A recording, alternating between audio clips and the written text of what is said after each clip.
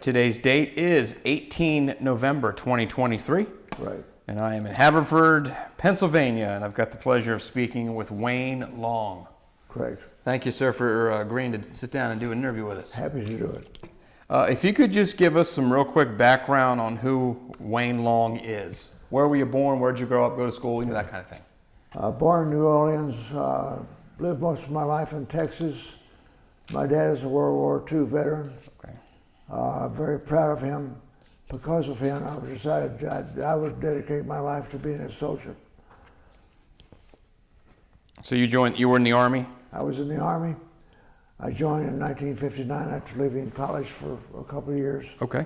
And went to OCS, was commissioned in October of 1960. And my real career in the military began at that point.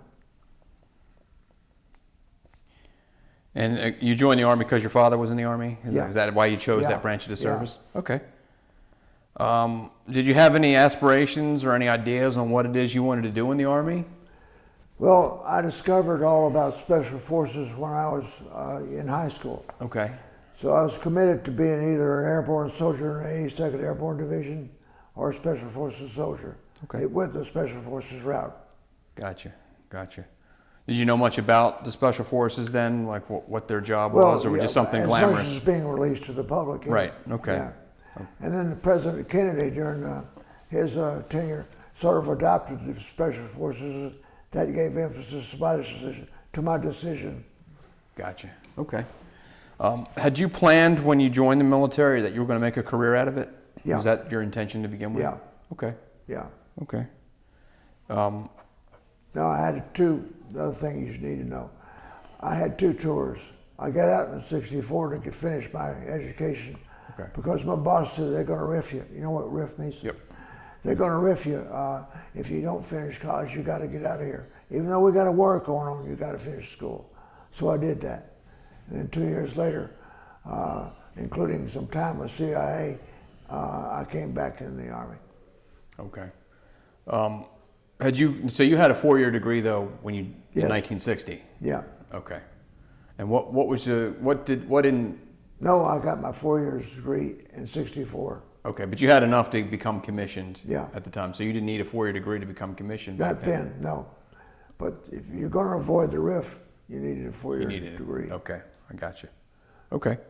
So I went back to school, did some time with CIA, and got my master's degree as well over a away period from the Army. Okay. Are you completely out of the Army for these years, or was it reserve time? No, I was in the active reserve. Okay. In fact, I was on active duty as far as the Army was concerned. Right. With my tour with CIA in Laos. I see. Yeah. Okay. So let's start with you talk about Special Forces. Yeah. What unit were you with originally? Originally 7 Special Forces. And what is that? Is that Green Berets? Is that Rangers? They're all Green Berets, Special Forces group. Okay. We call it Special Operations Forces when we're not talking about the Green Berets.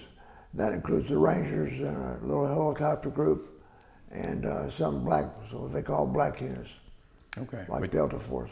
Right. Yeah. Which would come later. Yeah. But you were a Green Beret. I was a Green Beret. What does it take to be a Green Beret? What does that You mean? got to go through selection. Okay. Selection is very strict. It involves both mental and physical tests involved. It involves great determination to finish what you got to do because it's exacting from a physical and mental standpoint. Okay. So once you're through selection, you go through training. You're also assessed during training, and then you go to a unit. So selection means before you can even start training. Yeah. That's to determine do you have what it takes to even start training. Exactly. Okay, and I imagine a lot of people wash out of that. They don't even Yeah, selection rate is about 4 out of 10. Okay. Now how long is selection? 18 weeks. 18 weeks. And where is that? It's done at Fort Bragg. Okay. Now before selection, I came out of OCS. I went to Ranger School and Airborne School before I went into Special Forces. Okay. And I had a tour in Korea, which I was lucky enough to be selected as a company commander, as a first lieutenant. Okay. because there was a crisis in Berlin. So they extended courses, they extended tours in Korea, took all our captains, and I was the first lieutenant commanding a rifle company. Okay. So I had a lot of experience before I went to Special Right. Forces. Do you have to go to Ranger School prior to becoming a Green Beret, or is that totally Don't have separate? to do any of that, but I chose to. Okay. Okay. Is there any difference between what you did as an officer and what an enlisted troop would do, or is it the same training? Same training. Become a Green Beret, it's the same school. They don't care what rank you are. The essential element is the A team, which consists of 12 guys. Okay. You used to have 2 officers when I went through. You had 2 officers, you had an intel guy, an ops guy, you had a couple of engineers, a couple of weapons guys, and a medic. Okay. Two. Right. Everybody had a backup. And then you did cross training. You did cross trainings where the medic would take command of the team, for example. Okay. So you did all that. So it was one integral team that did the work. Okay. So that's the operational element of Special Forces is the A team. Okay. Well, did you have a specific specialty? No. So if your command officers have specific specialties, but they don't really. Well, in some ways they do. They don't really pertain to Special Forces. Okay. Particularly, what they do is they give you the officer's job is to command. Period. Right. The XO is to back up the commander, and if the commander's gone, the XOs take half the team and run that. And it's considered that a full team can train a battalion of 400 guerrillas, and a half team can train a couple of companies of guerrillas. Okay. And guerrilla training is the essence of Special Forces, although we did a lot more than that. We trained anti-guerrillas as well. So countries that were friendly to us, we were training their anti-guerrilla teams to work against insurgents working against their government. And guerrillas, we worked against enemies like the North Vietnamese. Okay. Okay. We're going to touch on that in just a minute. I'm going to go back to your training. What was there any part of that you found the most difficult? Selection is by far the most difficult. That's the most difficult. Okay. Yeah. Okay. The training is mostly intellectual, although there's some physical involved in that as well.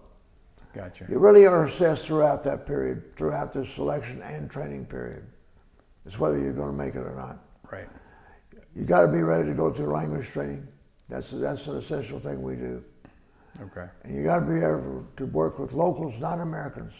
Where you're the only only American around, and you're leading locals. Gotcha. Yeah. Okay. So, back to the mission of the Green Berets. So, you're different than like Navy SEALs. Yeah. You're actually training and the indigenous SEALs troops. actually do very little training. They do mostly self-contained operations. Right. We do that too. But you're looking to train these locals that would join the fight, if you will. That's right. Okay. That's right. Okay. And at some point you find yourself in Vietnam. What year was that? First time is 1963. 63. Are you a Green Beret at this time? Yes, I am. We had 2 teams that traveled to Vietnam together. They took one team and put them into the overall Special Forces group provisional team. They took my team and put us under the CIA. We were operational control CIA. Okay. And with CIA, we did cross-border operations into Laos. I see. Okay. Later, that was taken over by the Army in MAC-V, a thing called MAC-V. But at my time in 1963, it belonged to CIA, and we were up under them. Okay, but you're still Army at this time, but you're... Whole team was still Army. Right, but you're working for the CIA. Operational control of the CIA base in Da Nang. Okay. So you have a civilian that's giving you orders? Oh, Is yeah. that how it works? CIA chief of base gave us our orders. Okay. And that pertains to the CIA mission to provide intelligence and some operational missions on the Laotian side of the border and the Cambodian side of the border. Okay. And a few north. I see. In fact, the SEAL operation north, they had a platoon of SEALs as well as my A team. And they were involved in the destroyer effort that started the war and the Tonkin Gulf thing. Right. They were involved in that. Gotcha.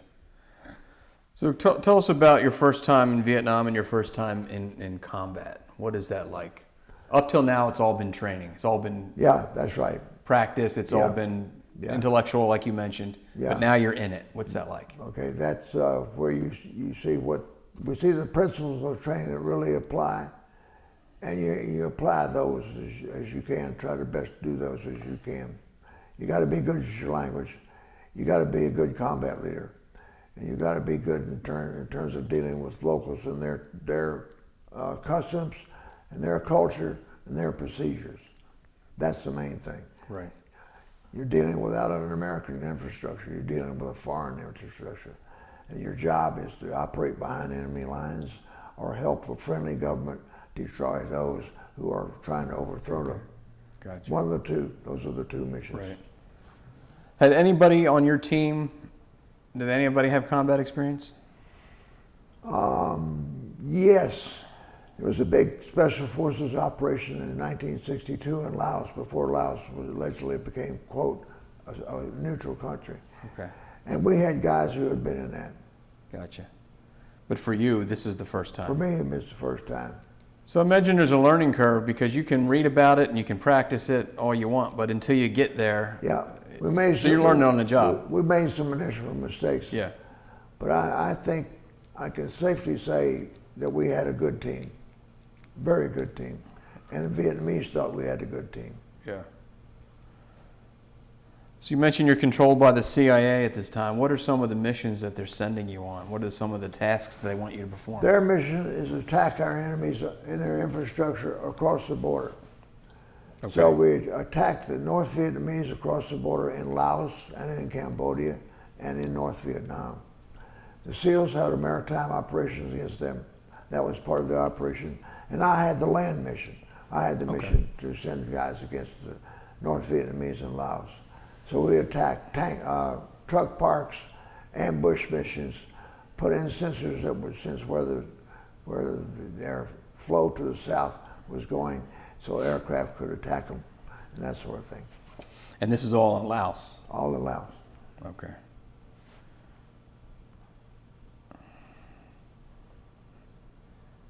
Were there any times where you had to train any of the troops up there? Oh yeah, training was constant. You're constantly doing that, Yeah. in addition to all the other stuff. We had a battalion that we were responsible for, and 2 companies would be training, and 1 country would be on patrol, and we rotate that. Gotcha.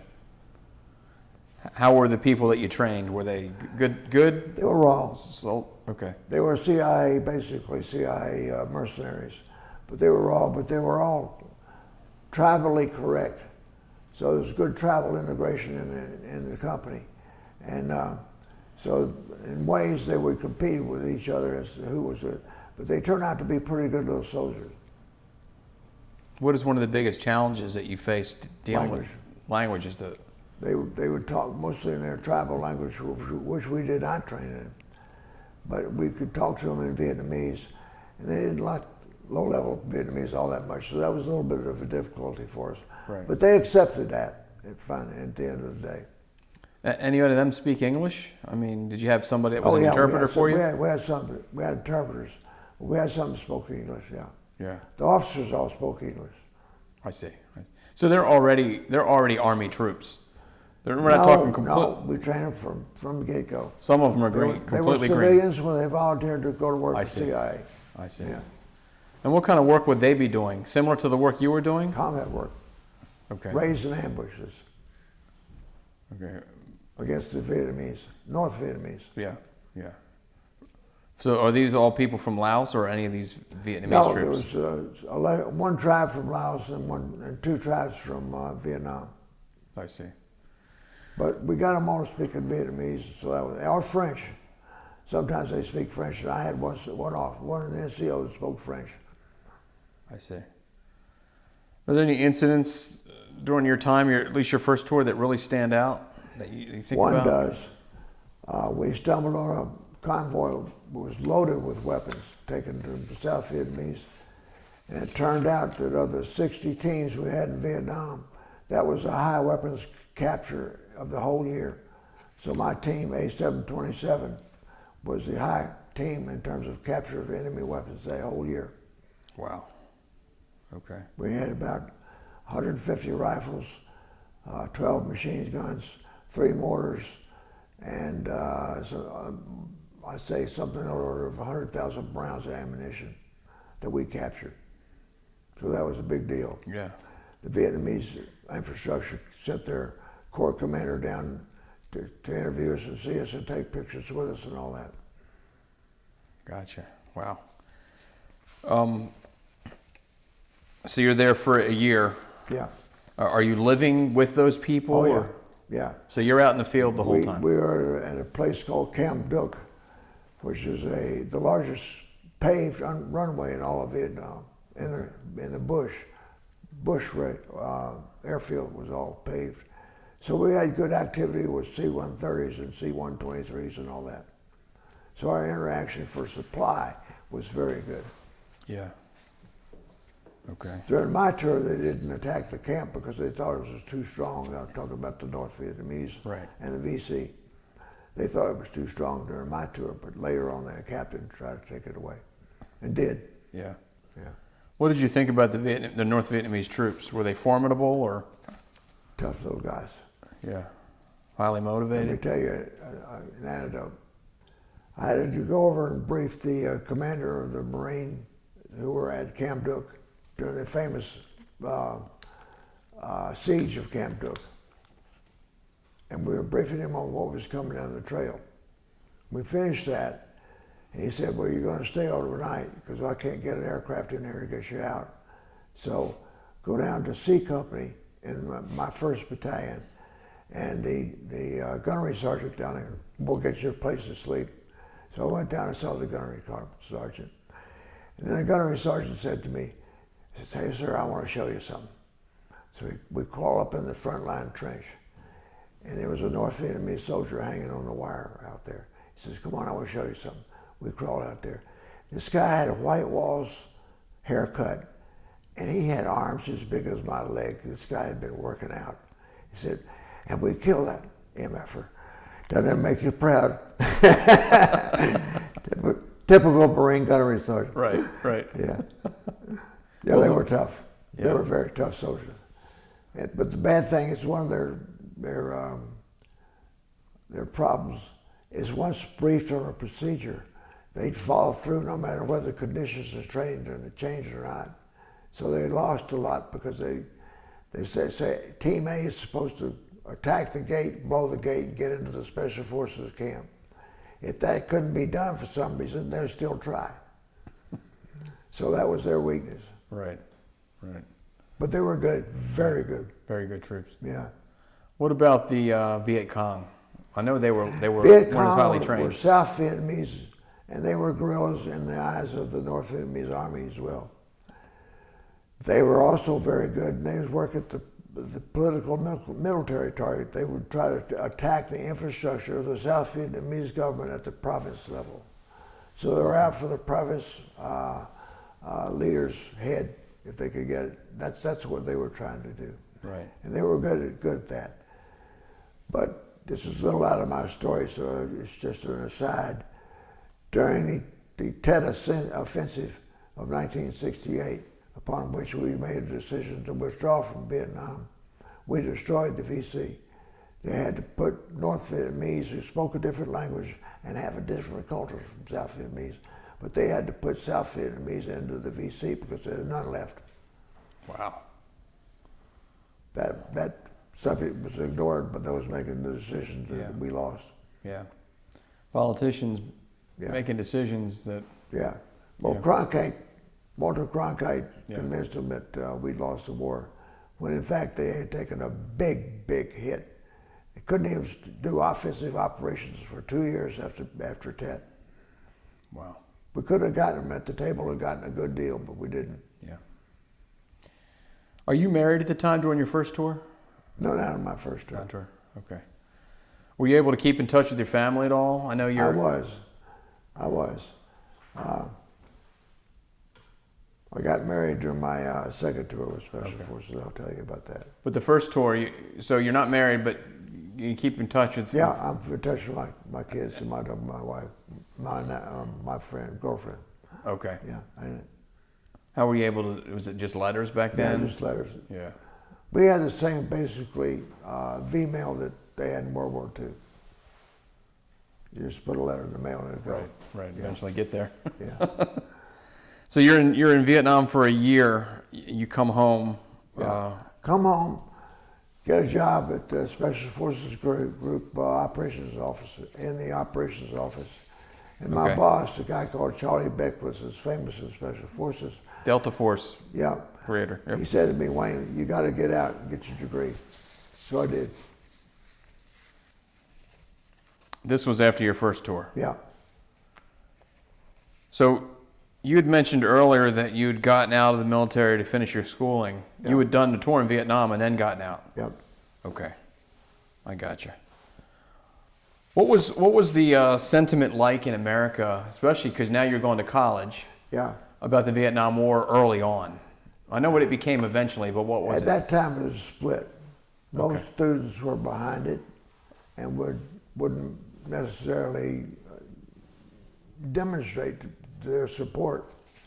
But there was none of this spitting on the uniform and all that stuff Right. going on at that time. That happened later. That happened later. Where did you get your degree? Got my undergrad from Centenary College in Louisiana. Okay. Got my grad degree from George Washington in D.C. I see. And what year did you go back into the military for active duty? Well, as I had that tour with CIA in between of 18 months in Laos, and that was after I was OPCON. That was me as an individual, operating almost the same area. As a civilian, though. Yeah, as a civilian now. Okay. But the Army considered me to be on the active reserves, and so I was basically still a captain in the active reserves at the time. Gotcha. So I got out and had a tour of CIA, and then got my degree first, then I toured CIA. Then in '69, I went back into the Army. Left at 65, got back in 68, got back in 68. So you went back to, when were you back in Vietnam the second time? 70. Went to a couple of schools and then went back. As an intelligence officer now, not as a special force. So not a special force. Yeah. Okay. So what is your mission? What is your job? As Agent Ops. I ran Agent Ops into Cambodia. I was stationed in Saigon, but I go up to the border and meet agents, and they pass information to me, and I pass it on to those who needed it. Okay. Yeah. How had things changed from your perspective over those 7-8 years that you're in Vietnam? Totally. Yeah. The Army was the enemy.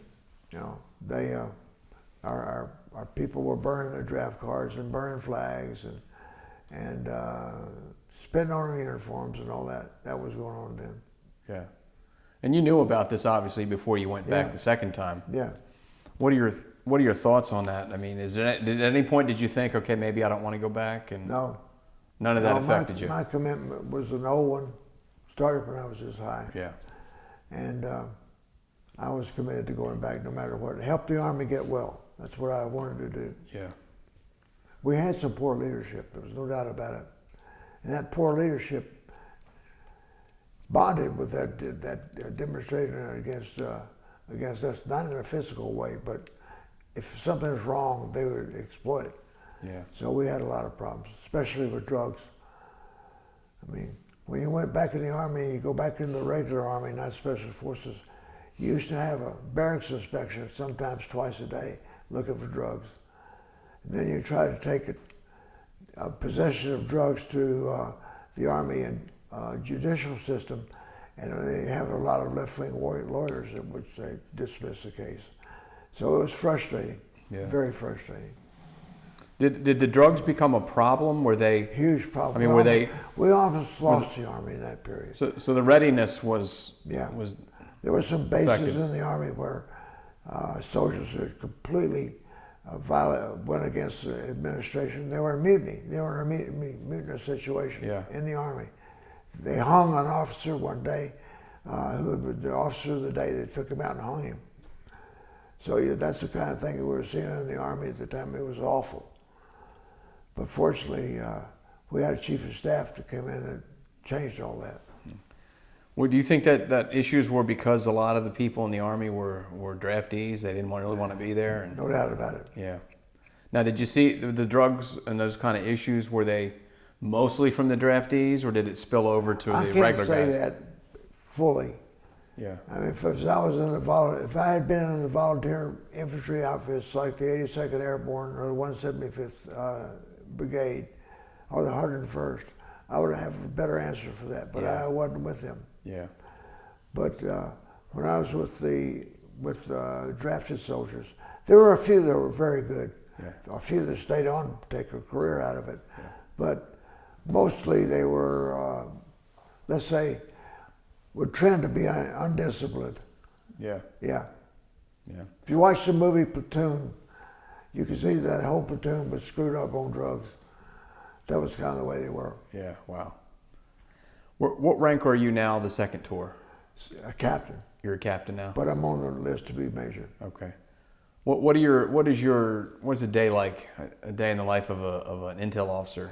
Well, you study the situation. You've got agents that either you have picked out or somebody else has picked out and turned over to you that have been drafted.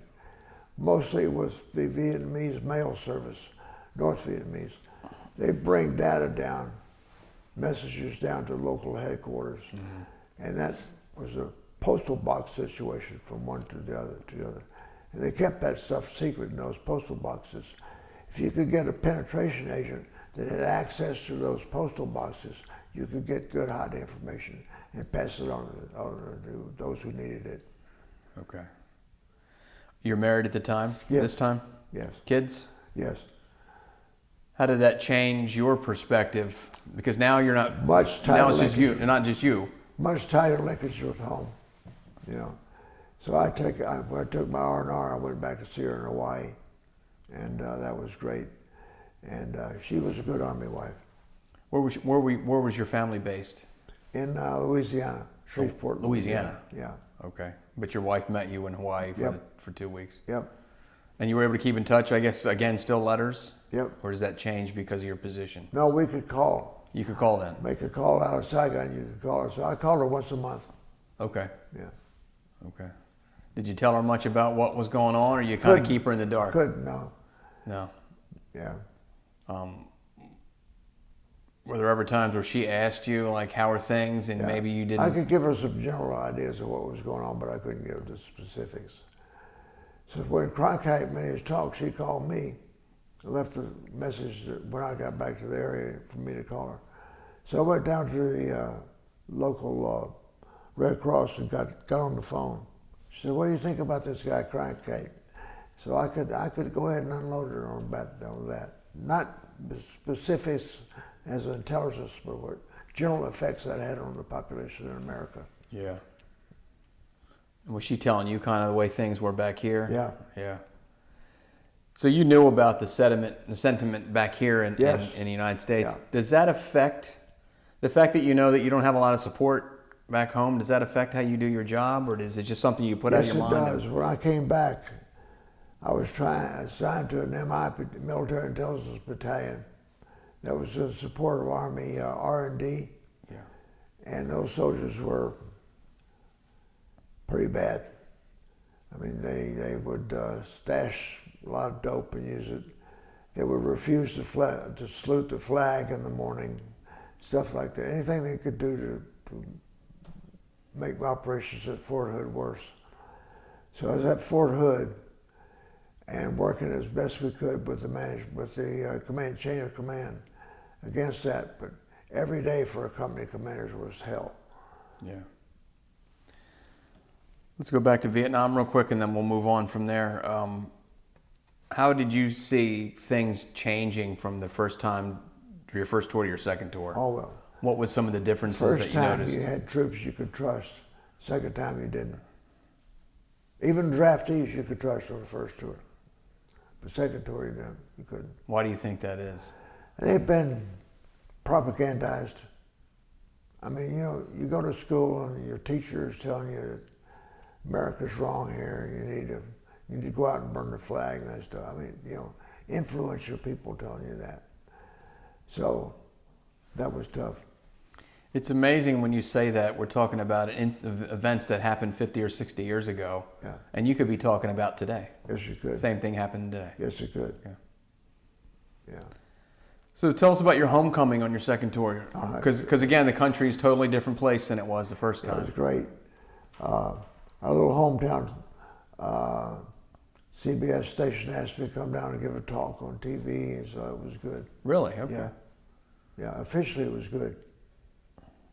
And I had some fellow students who divorced me because I was an Army guy. Yeah.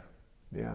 But mostly I had a great homecoming. Were you told to take your uniform off or anything like that when No, you came over? I put my uniform on. They threw something on it, they threw something on it. Yeah. So so you come home in, I guess, 71 Yeah. from your second tour? And where do you go from there? To, Are you still in Special Forces at this point? I'm still in the intel business. Intel, okay. I intend to be in intel business for another 3 years. Okay. So I go to what's called their advanced course, which is a course to transition you from company command and operations at a captain to field grade operations as a major or lieutenant colonel. So I go to the advanced course to do that. Okay. Take those courses to help us do that. Did you have a sense of where you wanted your career to go when you came back from Vietnam? Yeah, I wanted to finish my tour at MI and get back into Special Forces, but it wasn't opportune to do that at that time. Okay. So I went through the advanced course and at Fort Huachuca and graduated from there. And they assigned me to be the executive officer of an MI battalion. I made major while I was there.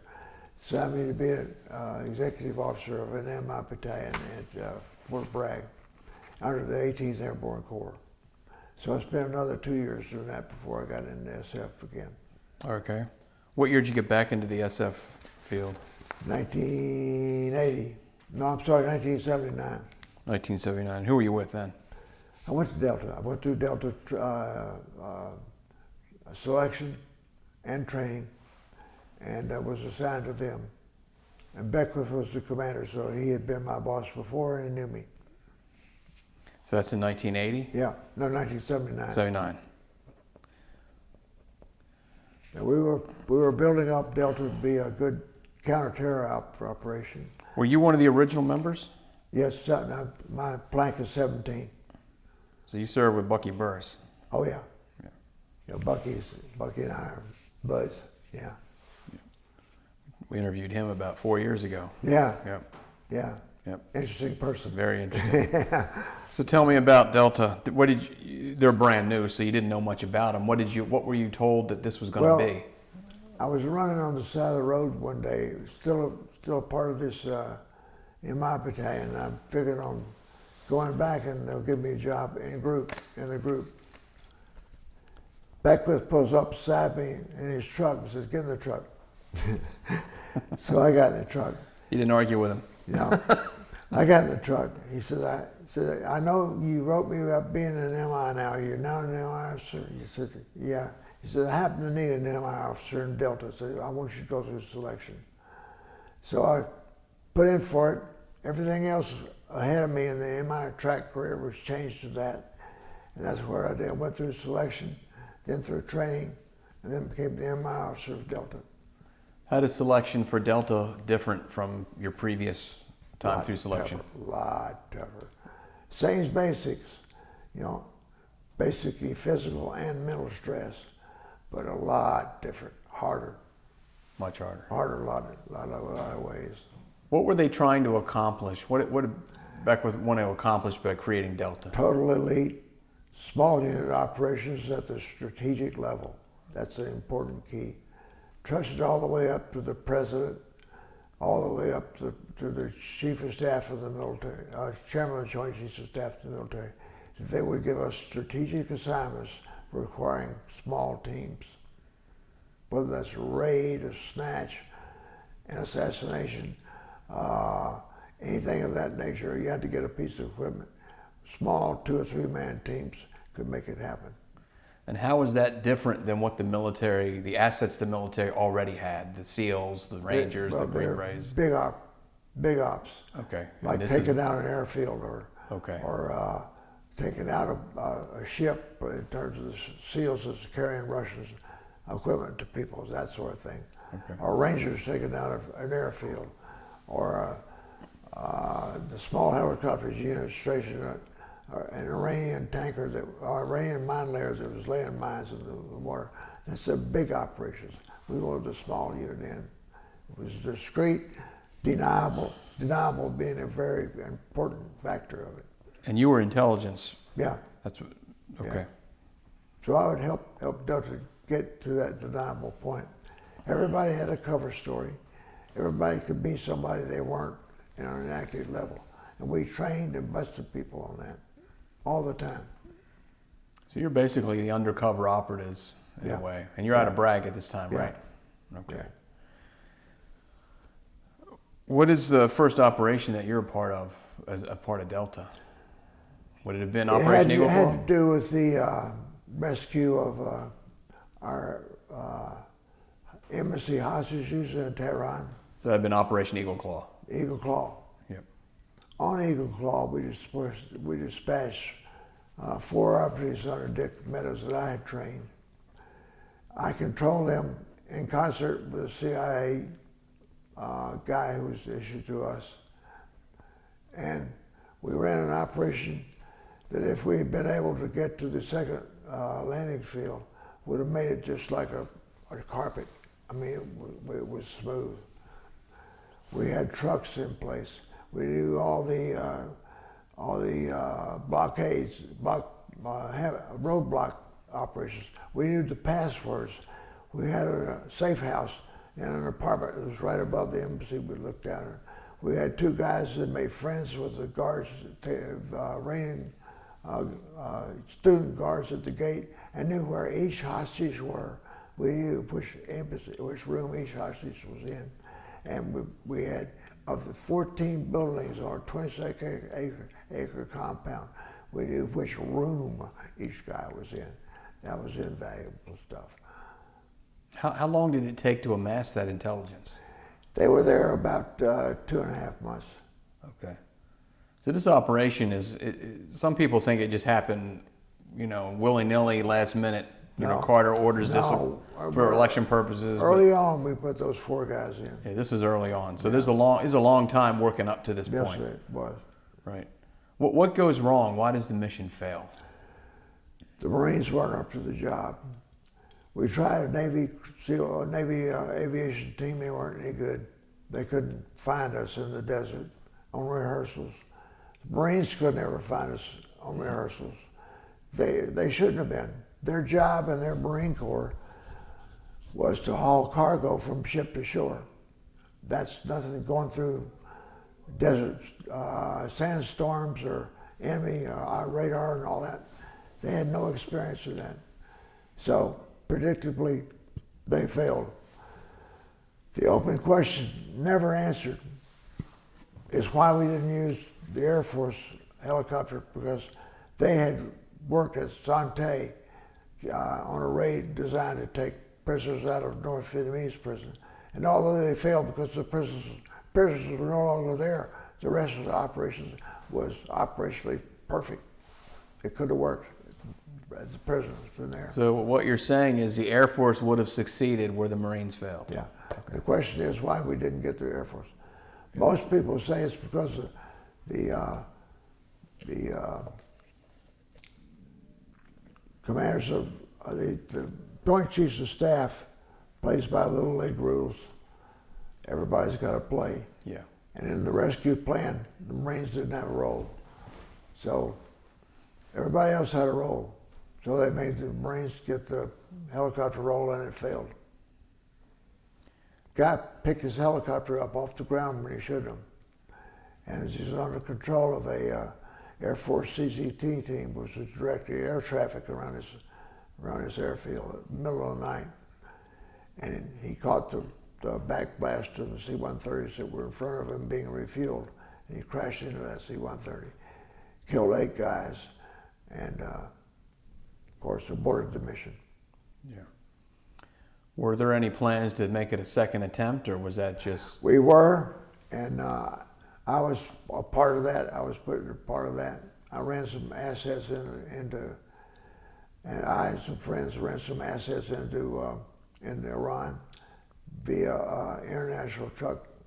They posed as truck drivers going through putting their pants in.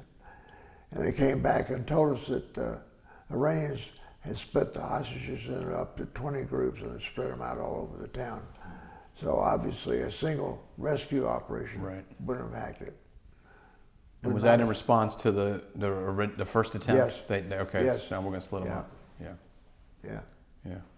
Lessons were learned, I'm assuming, that would eventually No question. be used later on? There's an outfit called JSOC, which you may or may not know, that was formed because of that. And that operation had all of the level 1 units working together every day. Every day. The SEALs in Delta, or the SEALs in the 180th helicopter company, or any of those would be working together every day. Or the Air Force Air Wing, very reliable people.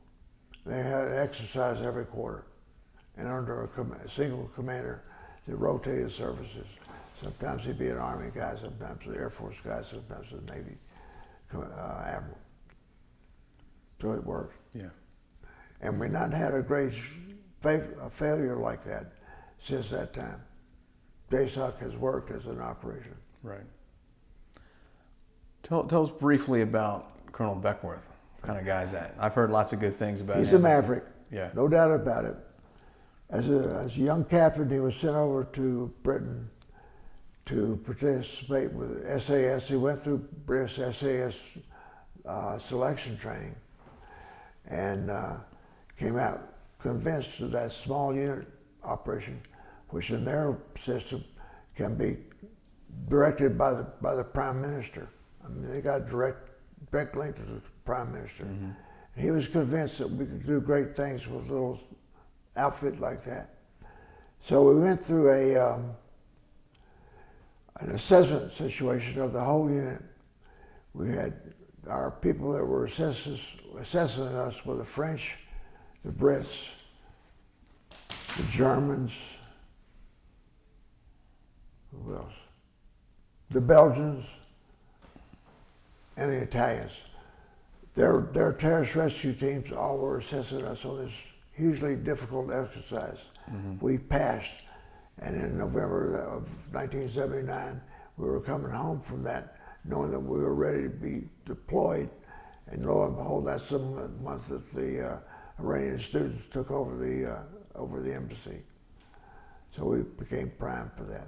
Right. And from an intelligence standpoint, it succeeded. From an operational standpoint, it did not, because the Marine helicopters couldn't hack it. Yeah. And not that anything against them. They weren't trained to do it. Yeah. How long were you with Delta? I got out of Delta in '83 and went over to take over the operations level of another Black Ops unit. Was there any other missions that Delta was involved in during your time? Oh, lots. Yeah. Yeah. Bunky and I were in Beirut one time together, and we did a successful undercover rescue on that. They got General Dozer out of Italy, who'd been taken by Italian terrorists. That was a big cooperation between Delta and this other unit for that one. So there's a lot going on. Yeah. Yeah. So you get out in '83. Where do you go from there? Let's see, War College. Okay. I'd had a tour in between. I did tell you about where I commanded a battalion, in my battalion in the 8th Infantry Division. Okay. But from that point, back in the SF, I went to the War College, after the War College, my retirement tour, as an '06, I became the principal Black Ops department chief for the commander of U.S. SOCOM. So we organized a bunch of missions like that. And you were involved in Just Cause, Operation Just Cause in Panama? Yes, I was. What was your involvement with that? And Just Cause, I trained and organized the task for both SEAL Team 6 and Delta to get Noriega himself. So they were the chase teams.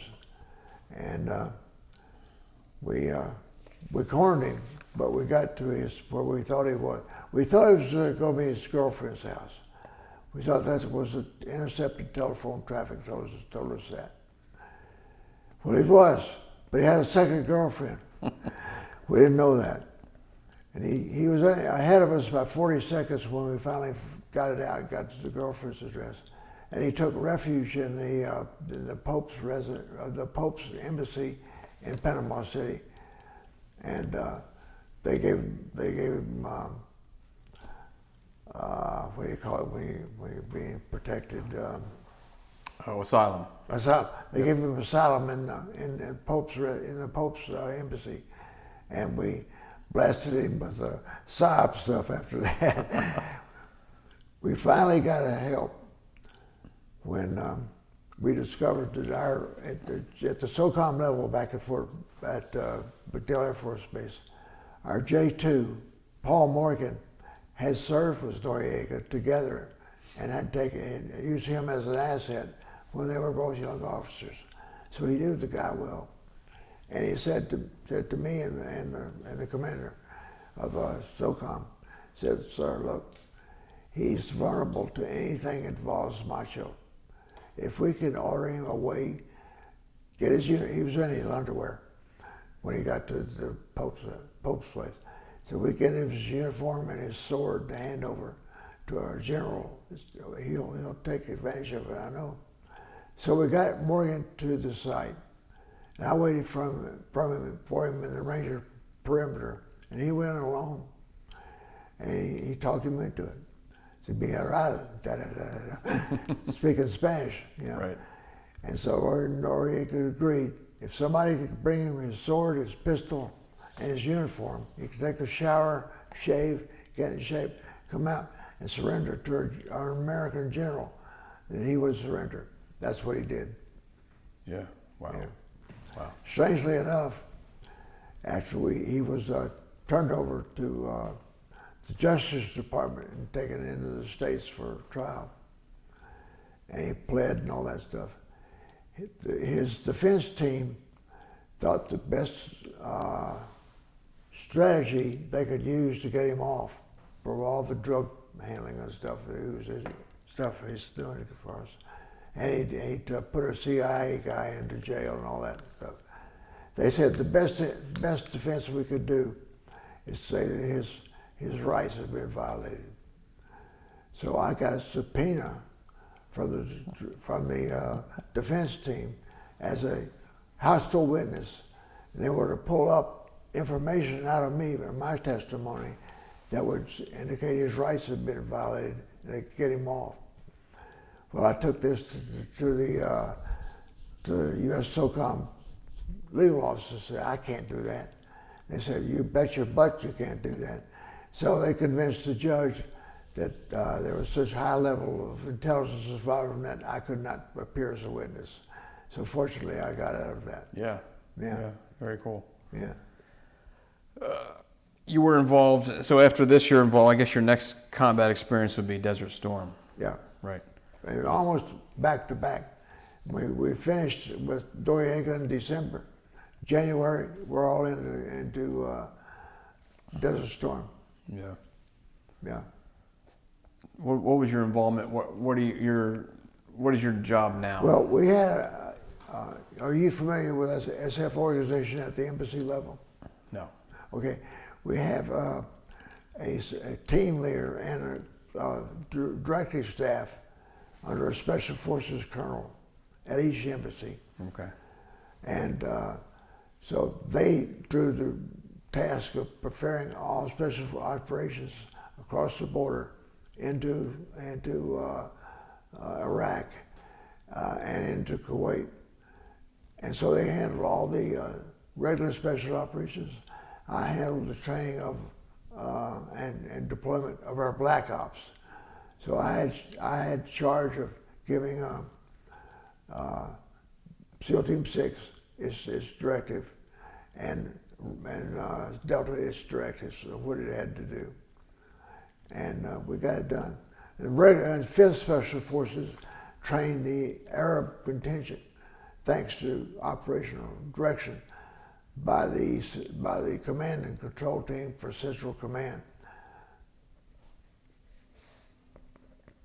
So did you deploy for Desert Storm? Yeah, I was there during the first Scud strike. Okay. Yeah. Where were you? At the headquarters. Okay. Yeah. Okay. Tell us about your time there. How long are you in? Well, there was a little tension, as you might guess, Yeah. between that command group and me, and the Sinks control of me. But we had released, as far as they were concerned, we had released them to take charge of 5th Group and all its support efforts for local Arab armies. Mm-hmm. So we had a special forces guy in every lead tank, basically, controlling air and all that. But when it came to embassy selection, my direction got the special forces guys to the embassy quicker than the Marines got there, thank God. And so that was basically it. But getting our guys to the embassy was their job, so they did it very well. Right. Yeah. Right. How had the Army changed from your perspective, from your first tour in Vietnam, almost 30 years later? Well, how does the Army, is it better, worse? Army considers special forces to be a bunch of bandits initially. Yeah. Now they're completely integrated. Right. And the various commanders in chief of the embassies with their little command team of special forces, very good for that. They consider it as a first operation. As an example, well after Desert Storm, we had a situation where an Iranian tanker was coming out and laying mines in the Gulf to try to trip up our tankers, and they were getting casualties. And so we sent out a SEAL platoon and a 180 Special Operations Aviation Regiment. Mm-hmm. Set a little attack, little buzz burst, the little what are they? The small attack helicopters. What happened? That ship came out at midnight to lay mines. The little OH-6s sprayed it with darts and nailed the deck crew to the deck. Wow! And then the SEALs came and from one of our attack helicopters, from one of our lift helicopters, fast rope down onto the deck, took control of the ship and captured it. That was a great integrated special forces operation, run by JSOC. It was good. Yeah. Is there one moment or one time or one story or something that you remember mostly about your time in the military? Something you always think about, or when you're reminiscing, you always bring up? I was in bad shape after our failure at Eagle Claw. Yeah. So I went out in the desert and I camped out there for a while just to get right with my mind. So that comes up a lot. That's a failure mission. Yeah. So I think about all the success missions we had, like medicine team and all that. I think about that. Many more successes than failures. Yeah, that makes me feel good. But it sounds to me... But I felt like we let the nation down on Eagle Claw. And that was not something I was prepared to take. Yeah. But it sounds to me, and even from what you said, that lessons were learned, and great the lessons. failure didn't go. That's exactly what happened. Yeah, yeah. So Not success to is say that those lessons aren't brought up in tests of what's going on now. right. That happens. Yeah. But basically, we're in great shape right now. Yeah. As we get towards the end of this, looking back on your time, especially your combat experience, which you have a lot of, Yeah. how did that affect and shape who you would eventually become, who you are now? Well, I'm not the young guy that joined Special Forces in order to get where the action was. Right. Anymore. I would say it had a maturation effect on me. Made me understand the world at the larger level, what works, what doesn't. Basically, work with the process to make the process work. You know, it matured me. I became better at command as a result. Much better at command. Yeah. I was a doer first time around. I was a commander last time around.